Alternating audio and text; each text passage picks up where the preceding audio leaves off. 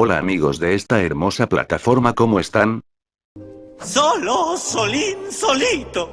Hoy vamos a hablar de algo que no le gusta a los defensores de la leyenda rosa, y eso significa muchas lágrimas.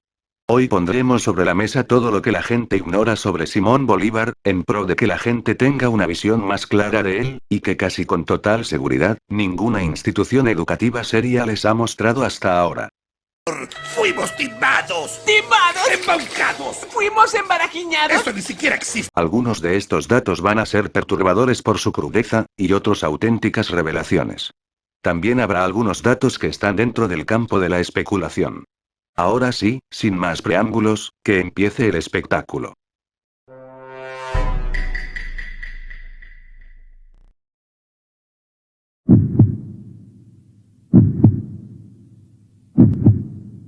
Vamos hasta el año 1814. Estamos en el territorio que hoy es Venezuela. Allí aparece un español llamado José Tomás Boves, conocido también como el Taita Boves. El macho. ¡Rayos! ¡Está desnudo! Este hombre organizó a sus tropas con una táctica en la que operaban por parejas, en las que uno servía de distracción y el otro asestaba un golpe de lanza. ¿Qué jugada fue esa? Esto fue un dolor de muelas para Bolívar, que no sabía qué hacer ni con las tácticas conocidas ni con las desconocidas, y el 7 de julio de 1814 tanto él como su ejército salieron a correr como si se hubiera metido un coyote en un gallinero, hasta que llegaron al oriente de Venezuela. ¿Qué pasó?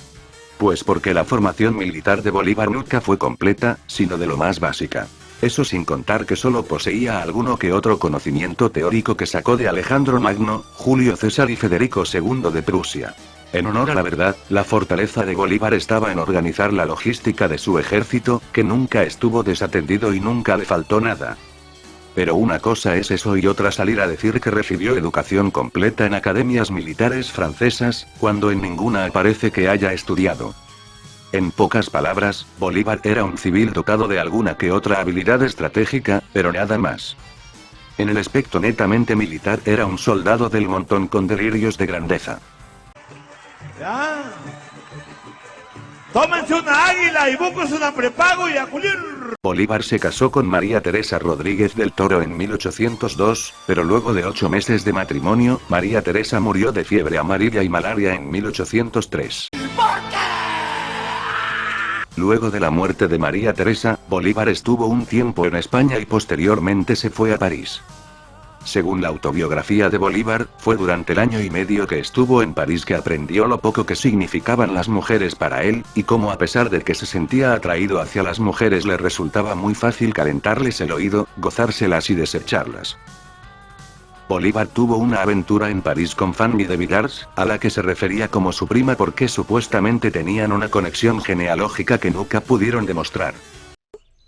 ¡Qué horror! ¡Soy un degenerado! En el futuro esta supuesta conexión sería tenida en cuenta para achacarle a Bolívar la paternidad de uno de los hijos de Fanny. Los testimonios de cercanos a Bolívar, así como de cronistas y hasta sus propios oficiales, afirman que Bolívar dejó a su paso por España, Italia, Ecuador, Colombia y Venezuela más hijos y mujeres embarazadas que Diomedes Díaz en sus mejores épocas, que nunca reconoció a ningún hijo como suyo y no testamentó tampoco tener alguno.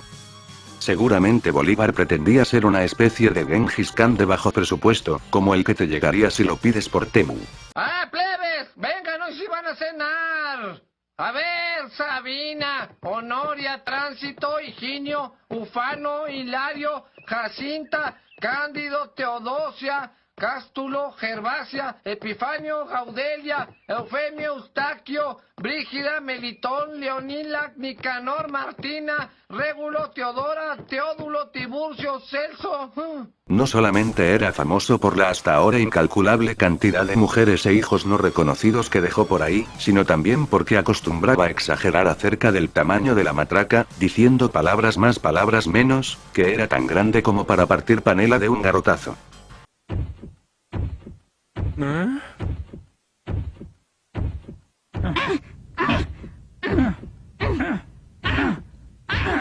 Es muy grande, ¿verdad? Sí, Peter, es muy grande.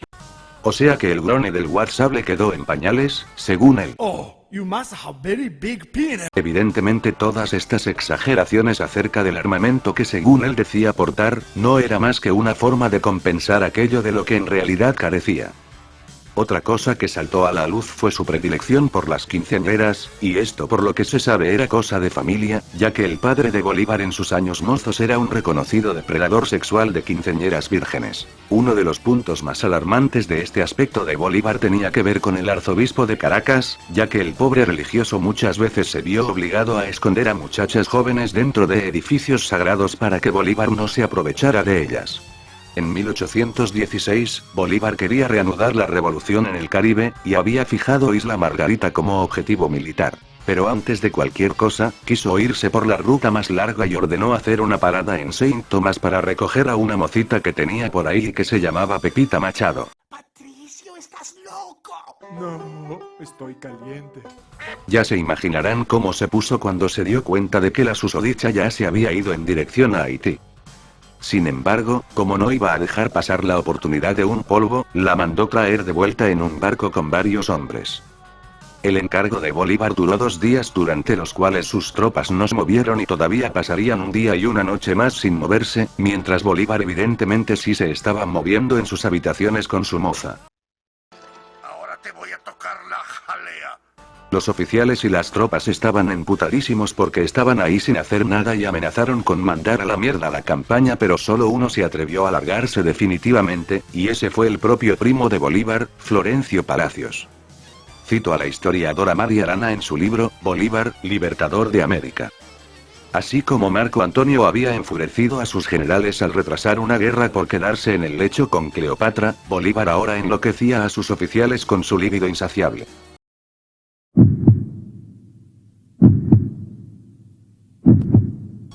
Solo en caso de que no se hayan enterado antes, las guerras de independencia de las colonias españolas en América fueron financiadas por los ingleses, y fueron ellos los que introdujeron las ideas de independencia en Sudamérica a través de un puerto de contrabando que tenían en el Río de la Plata. Y para los que ven a Bolívar como libertador, les tengo un dato que los va a poner a llorar. Resulta que existe una declaración en la que Bolívar propone al rey Jorge III de Inglaterra que él le entregue a Bolívar 30.000 fusiles y 20 fragatas de última generación a cambio de que el entre comillas libertador le entregue Panamá y Nicaragua. Y como en Venezuela inflan el pecho cada vez que se habla de Bolívar, pues por desgracia para ustedes, su héroe tenía toda la intención de entregarle Venezuela a Jorge III a cambio de su protección.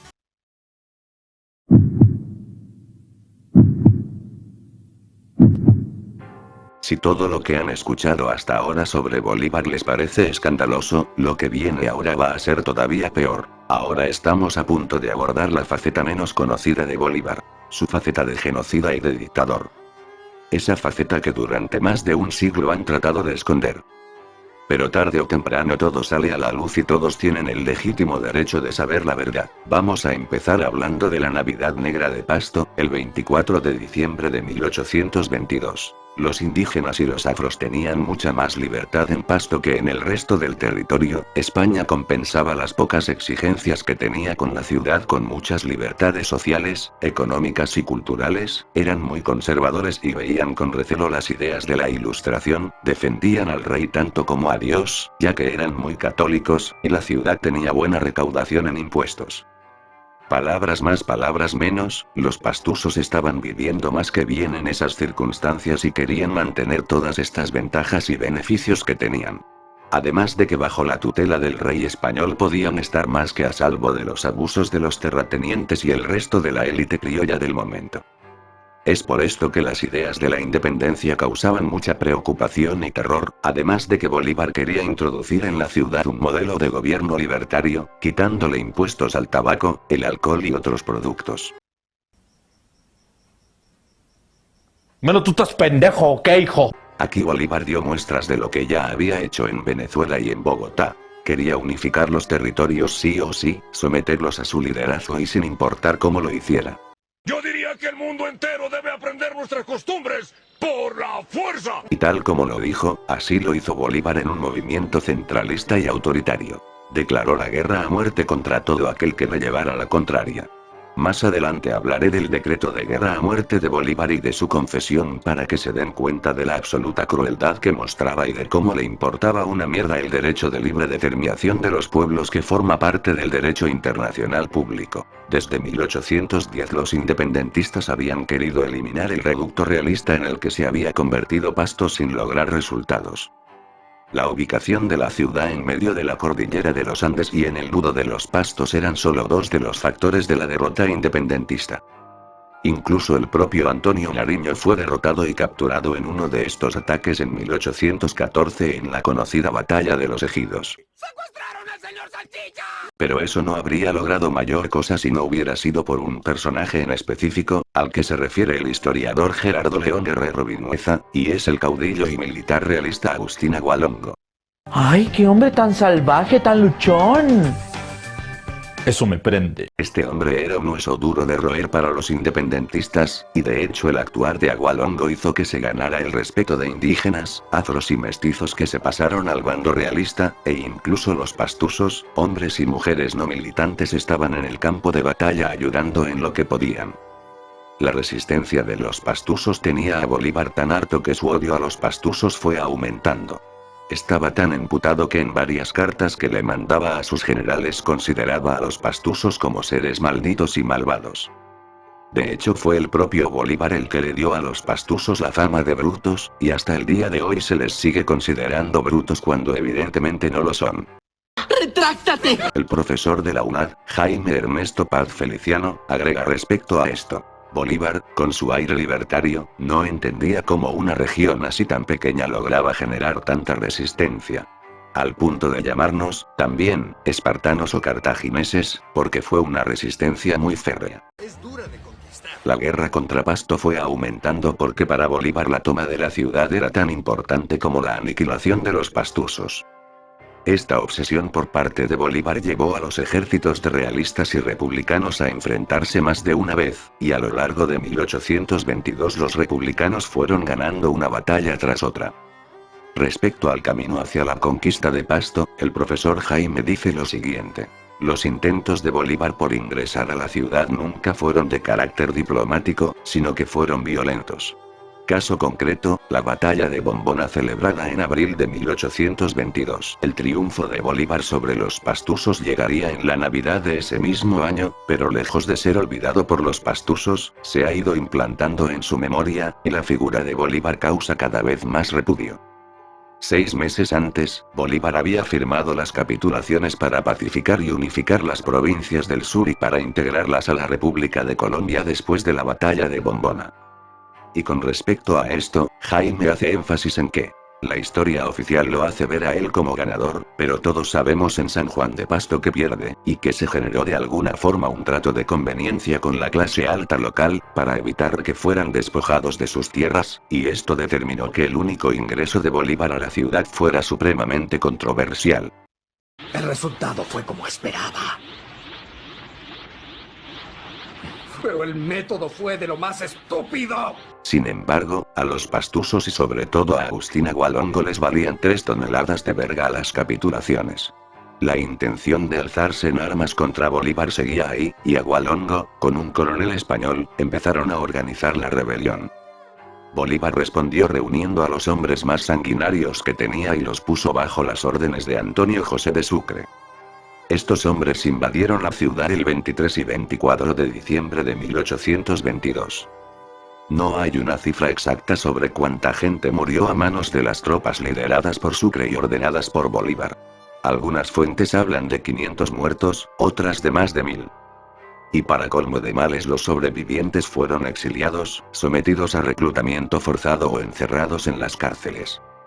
Durante 2 días, Bolívar autorizó a sus tropas para hacer lo que ya habían hecho en Bogotá en 1814. Tuvieron luz verde para abusar de las mujeres, saquear propiedades y edificios sagrados, y asesinar hombres, niños y ancianos. ¡Tú vives, tú mueres! ¡Tú vives! Una de las calles más conocidas de la ciudad es conocida como la calle del Colorado, ya que terminó completamente teñida de sangre producto de la masacre. Bolívar impuso un gobierno militar después de conquistar la ciudad y los deseos de los pastusos y sus necesidades le valieron verga. Fue por esto que la adhesión de Pasto a la causa independentista se dificultó bastante. Los propios pastusos rechazan los símbolos patrios y el propio nombre del departamento de Nariño. Como lo señala el profesor Jaime, el único sujeto trágico que tuvo la historia fue el pueblo. En una carta de Bolívar dirigida al general Francisco de Paula Santander el 21 de julio de 1823, Bolívar dice lo siguiente: logramos, en fin, destruir a los pastusos. No sé si me equivoco como me he equivocado otras veces con esos malditos hombres, pero me parece que por ahora no levantarán más su cabeza los muertos. El profesor Jaime finaliza con lo siguiente: también tenemos historiadores que fueron censurados, precisamente por la Academia de Historia Colombiana, como fue José Rafael Zamudo, que muestra otra cara de Bolívar. ¡No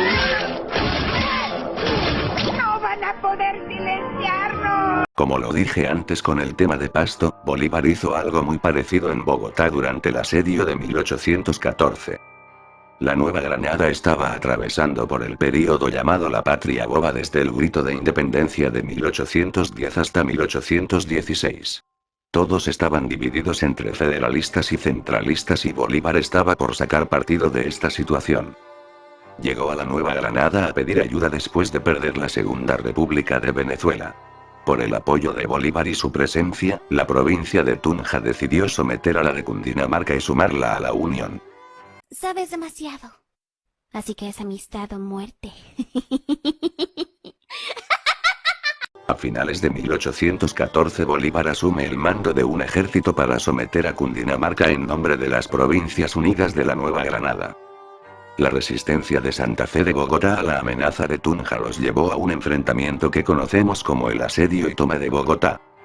El 10 de diciembre de 1814 Bolívar llega de Bogotá por primera vez con sus aires de tirano. Amenazó con incendiar la ciudad de afuera hacia adentro si no le permitían entrar, y cuando la ciudad cedió, Bolívar autorizó a sus hombres para que entraran a las casas, las saquearan, asesinaran a los hombres y abusaran de las mujeres por espacio de 48 horas, tal cual como lo haría en Pasto años más tarde, como ya lo vimos. ¡Mátenlo! Las cosas en Venezuela fueron todavía peores y a Bolívar le valió verga que el hospital de Caracas estuviera lleno de españoles heridos y enfermos completamente desarmados. Se pasó por el ojete las súplicas del arzobispo de Caracas y masacró a todos los que estaban allí. La masacre que llevó a cabo en Boyacá y otras barbaridades parecidas que voy a contar más adelante empezaron a llegar a los medios de comunicación de Reino Unido y Francia, por lo que la sevicia y la cobardía de Bolívar contra los enfermos y los prisioneros desarmados no pasó desapercibida para nadie en el viejo mundo. Bolívar permitía además que sus hombres hicieran un sorteo para ver quién iba a matar a determinados prisioneros y después robarse todos los bienes que hubieran tenido. Me gusta robar y robar cosas.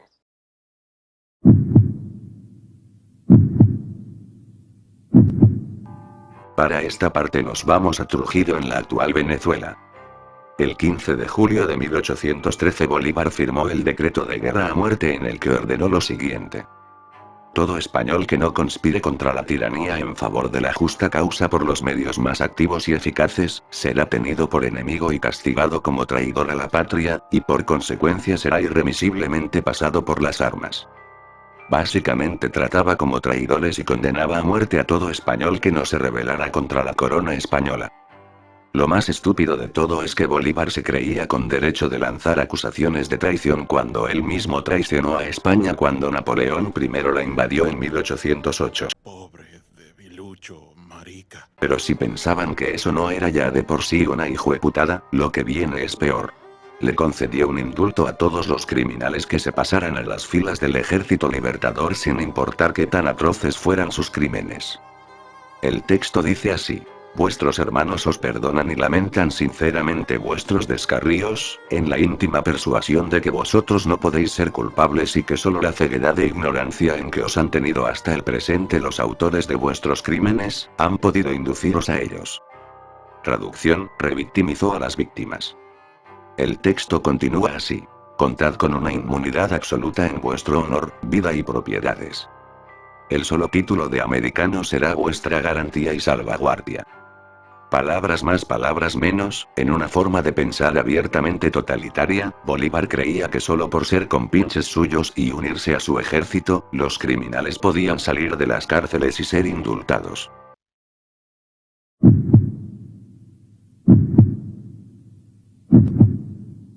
En la edición del 2 de mayo de 1815 del periódico La Gaceta de Caracas, que además fue el primer periódico de Venezuela, el periodista y médico español José Domingo Díaz publicó los papeles en los que se basó el régimen de Bolívar para justificar, en primer lugar, los fusilamientos de los prisioneros en la cárcel de La Guaira, denunciando así las atrocidades del, entre comillas, Ejército Libertador de Bolívar.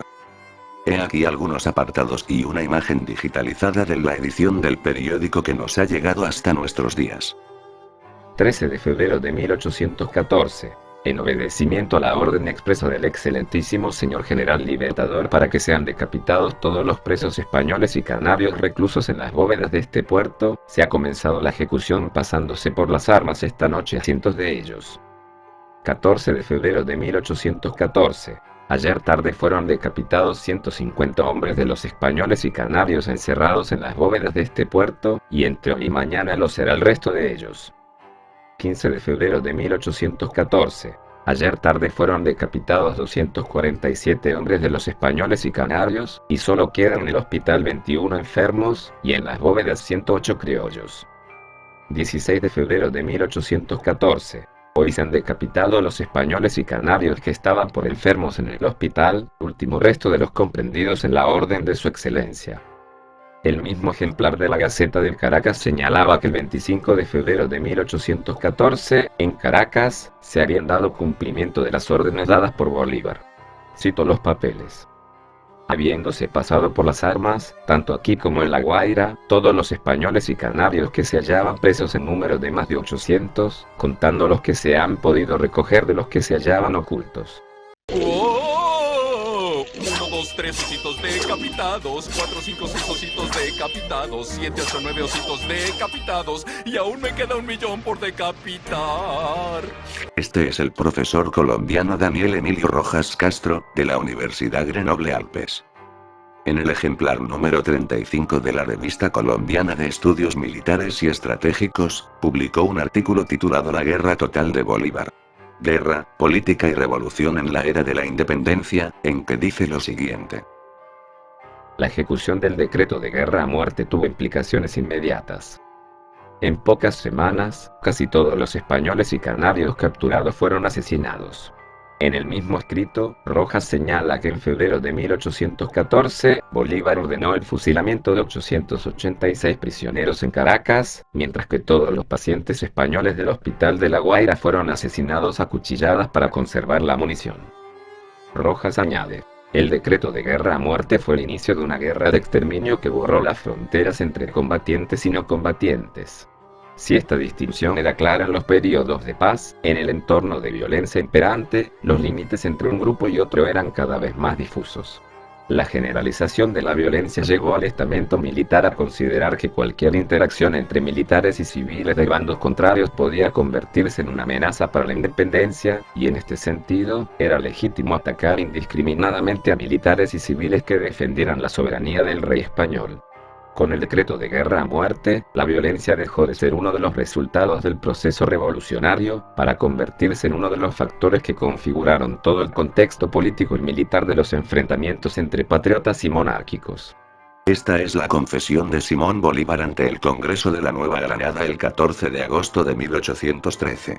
Después de la batalla campal del Tinaquillo, marché sin detenerme por las ciudades y pueblos de Tocuyito, Valencia, Guayos, Cuácara, San Joaquín, Maracay, Turmero, San Mateo y La Victoria, donde todos los europeos y canarios casi sin excepción, han sido pasados por las armas. En septiembre de ese mismo año, con respecto al reclutamiento forzado, ordenó a José Félix Rivas que ejecutara a los 3 o 4 prisioneros que se habían negado, para que sirviera de escarmiento a los demás. El 21 de septiembre de ese mismo año ordenó el fusilamiento de 69 prisioneros sin haber sido sometidos a juicio.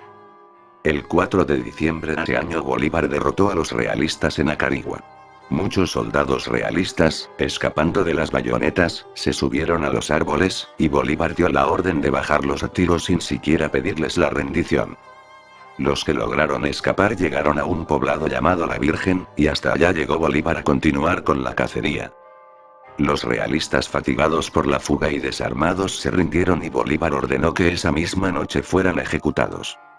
El coronel José de Austria fue testigo de esto y relata que aproximadamente unos 600 prisioneros fueron ejecutados. Los prisioneros de Valencia, La Guaira y Caracas, que eran 1200 comerciantes desarmados, fueron ejecutados atados de dos en dos como venganza por las tácticas militares empleadas por el Taita Bobes. Juan Bautista Arismendi, quien cuando era comandante de la plaza de Caracas por ausencia del general José Félix Rivas, recibió la orden de Bolívar que ejecutara a los españoles secuestrados en las bóvedas y en el hospital. Como les dije antes, el arzobispo de Caracas le escribió para que se detuviera, pero el monstruo Bolívar hizo lo que le dio la gana. Como la pólvora y las municiones estaban escaseando, ordenó a sus hombres usar cuchillos, picas y espadas para ejecutar a todos los que estaban allí. Incluso a los enfermos graves se los llevaron al patíbulo amarrados a las camas y sillas.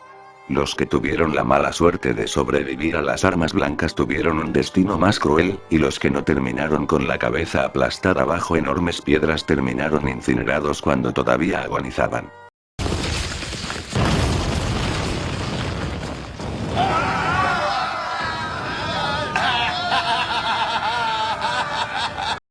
Para estas alturas ya la gente se refería a Bolívar y Arismendi como los caníbales de Venezuela. El 2 de mayo de 1816, muy cerca del puerto de Isla Margarita, un Simón Bolívar sediento de sangre intercepta un barco español que llevaba civiles de todas las edades, así como soldados heridos y desarmados que querían huir lo más rápido posible. Sus tropas abordaron e incendiaron el barco, y Bolívar desde un barco de abordaje, pedía a sus hombres que le dieran fusiles cargados para disparar a los náufragos que se lanzaban al agua huyendo del incendio. Ahí está. Ahí está Homero. Todos son Homero. Ese es Homero. Con respecto a este caso en particular, el biógrafo de Bolívar Ducumr de Holstein dice lo siguiente. Yo estaba presente. Yo le vi. Él me habló y yo mandé en su lugar nuestro cuerpo de oficiales y voluntarios que pueden ser testigos de la verdad de mi aserto. Bolívar aprueba completamente la matanza de prisioneros después de la batalla y durante la retirada, y ha consentido en ser testigo personal de estas escenas infames de carnicería. Los crímenes cometidos por el Libertador se divulgaron de tal manera por la Nueva Granada que su solo nombre infundía pánico. Al avanzar contra el gobierno de Santa Fe, escribió: Santa Fe va a presentar un espectáculo espantoso de desolación y muerte. Llevaré 2000 teas encendidas para reducir a cenizas una ciudad que quiere ser el sepulcro de sus libertadores. El oidor jurado le contestó: si usted quiere la amistad de los hombres de bien, y de los pueblos libres, es necesario que mude de rumbo, y emplee en sus intimaciones un lenguaje digno de usted y de nosotros. José Manuel Restrepo, cronista de la época, nos dice que los excesos y crueldades cometidas, sobre todo contra las mujeres, fueron horrendos y las tropas de Bolívar se cargaron de oro, plata y joyas de toda especie. Me atraparon. Otros crímenes siguieron a partir de 1816. Bolívar dijo a Santander el 7 de enero de 1824: me suelen dar de cuando en cuando unos ataques de demencia aun cuando estoy bueno, que pierdo enteramente la razón sin sufrir el más pequeño ataque de enfermedad y de dolor.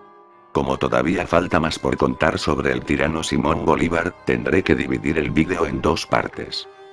Estén atentos a la segunda parte que ya está en proceso y no se olviden de darle like a este vídeo, compartir, comentar, suscribirse al canal y activar la campanita de las notificaciones para que no se pierdan nada de este contenido. En la descripción de la segunda parte de este vídeo dejaré un enlace de Drive en donde podrán descargar todas las fuentes de donde procede la información de este vídeo. No se olviden de investigar más allá de lo que les dicen en los salones de clase, ya que los libros de historia de las instituciones educativas de este país siguen siendo copias de libros manipulados de la década de 1960 que nos ocultan la verdad. Siempre tengan criterio e imparcialidad a la hora de hacer una investigación. Permanezcan atentos. Nos veremos dentro de poco.